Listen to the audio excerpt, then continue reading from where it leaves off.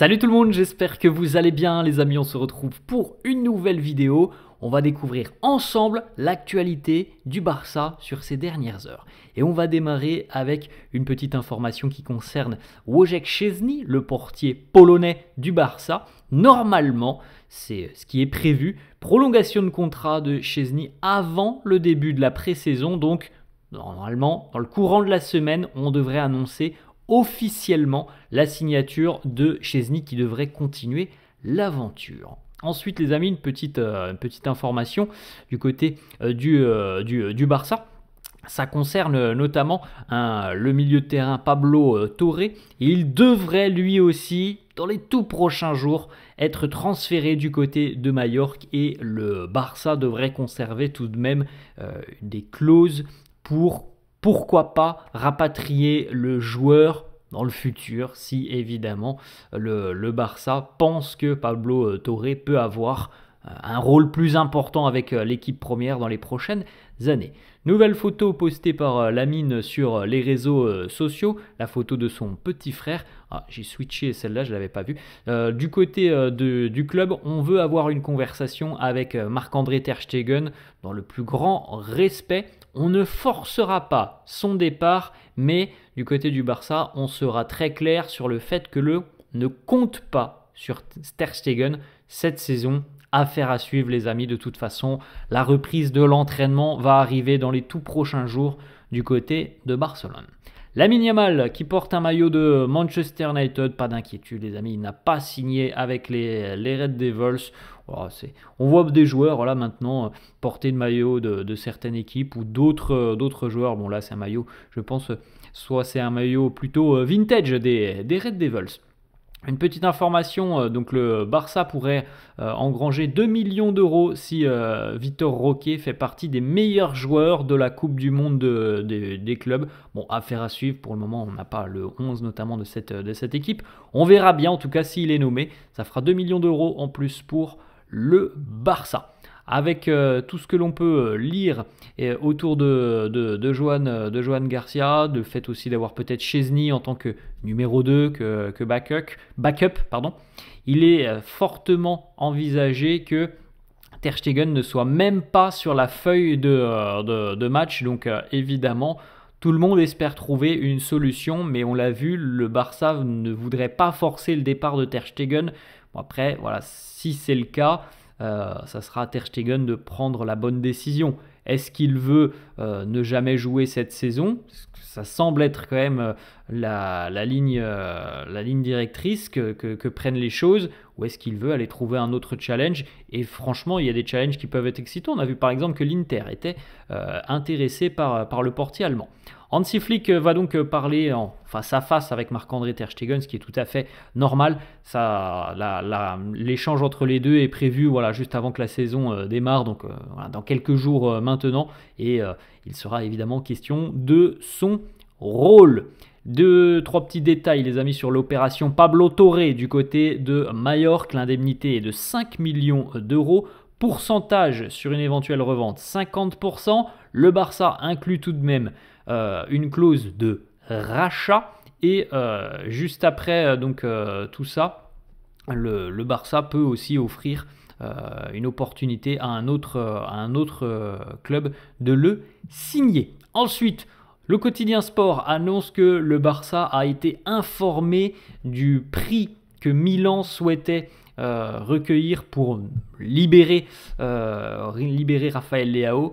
Milan discutera aux alentours des 70 millions d'euros. Il est vrai les amis qu'on n'a pas beaucoup parlé de Leao depuis le début du mercato, mais qu'il a toujours été tout de même un joueur suivi par le Barça. Ça a toujours été un joueur très apprécié de par son profil, même si on a vu qu'il y avait quand même plutôt maintenant Luis Diaz ou l'option Rashford. L'option Rafael Leao peut pourquoi pas revenir sur la table. Lewandowski et Marco Verratti qui ont fait un petit match de paddle en Turquie.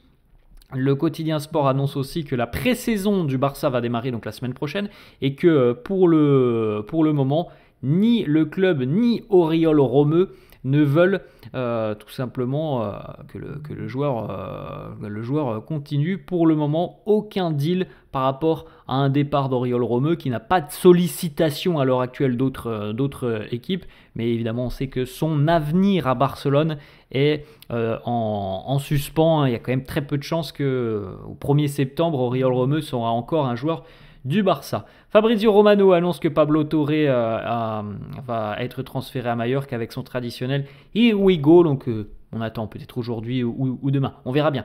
Ousmane Dembélé, ancien Blaugrana, qui a marqué hier. Le Paris Saint-Germain est qualifié en demi-finale de la Coupe du Monde des clubs. Dembélé a marqué en fin de rencontre et a célébré un petit peu à la manière de Diogo Jota, comme pour un hommage pour l'attaquant portugais. C'était une belle petite image. Les vacances se poursuivent pour Robert Lewandowski. On l'a vu, il était en Turquie. Là, on le voit.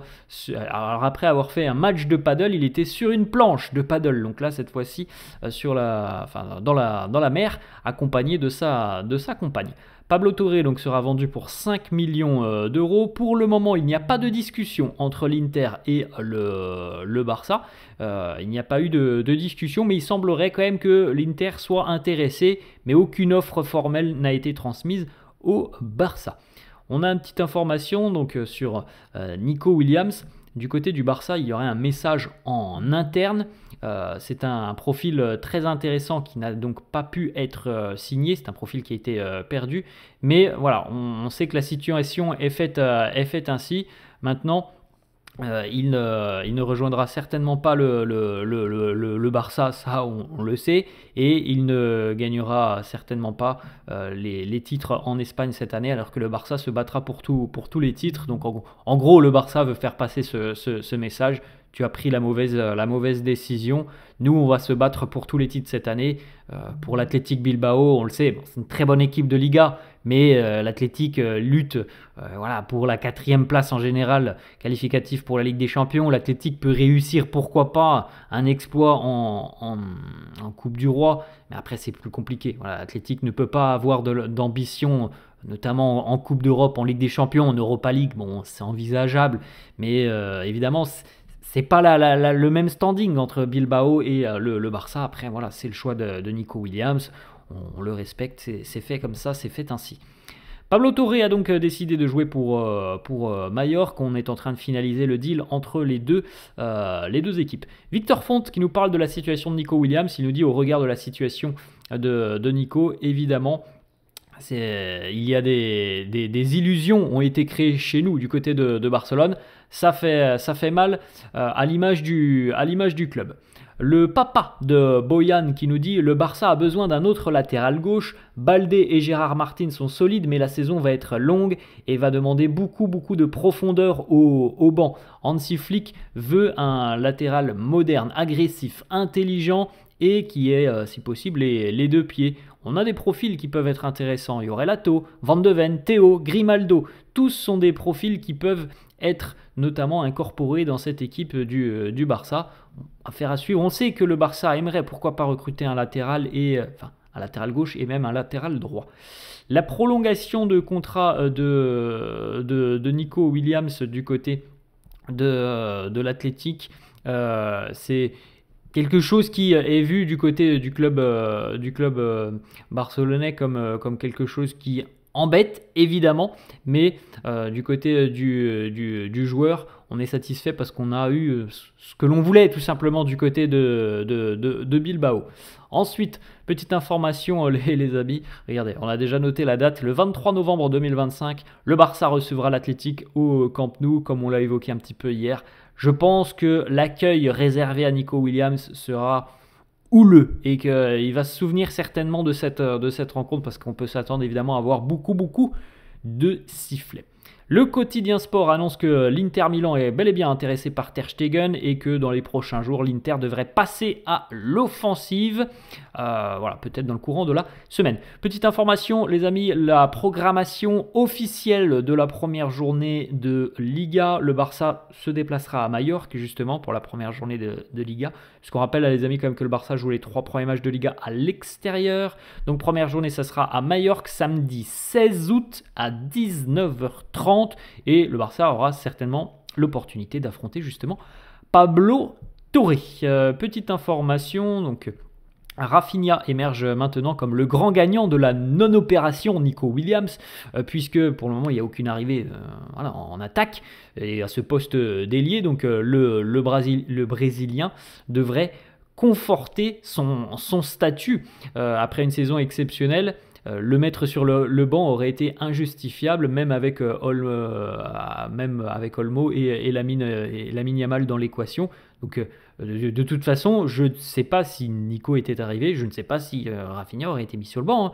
Sans manquer de respect à Nico, la saison de Rafinha l'année dernière, alors on peut dire ce que l'on veut, Lamine est un génie, Lamine, voilà, c'est un joueur exceptionnel, mais la saison de Rafinha l'année dernière, lui aussi il mérite le ballon d'or, hein. Rafinha, il a fait une saison mais qui est monstrueuse et on n'en parle pas assez de la saison de Rafinha. Alors, on l'évoquait déjà les amis il y a 3-4 mois sur la chaîne, mais parce que Rafinha ne va pas faire les choses que fait par exemple Lamine sur le terrain. Lamine il sort des gestes, bon alors c'est du génie, mais Rafinha c'est du boulot, mais un boulot immense. Le nombre de buts, de passes D qu'il a réalisé la saison dernière, sa campagne de Ligue des Champions, et c'est exceptionnel hein, ce qu'a fait Rafinha l'année dernière, et c'est même, je trouve, un manque de respect de se dire qu'il aurait été sur le banc si Nico était arrivé, hein. Franchement, on va terminer les amis là-dessus. J'espère que la vidéo vous a plu. N'hésitez pas à lâcher un petit pouce bleu. N'hésitez pas non plus à vous abonner à la chaîne. Je vous souhaite une très bonne journée, une bonne fin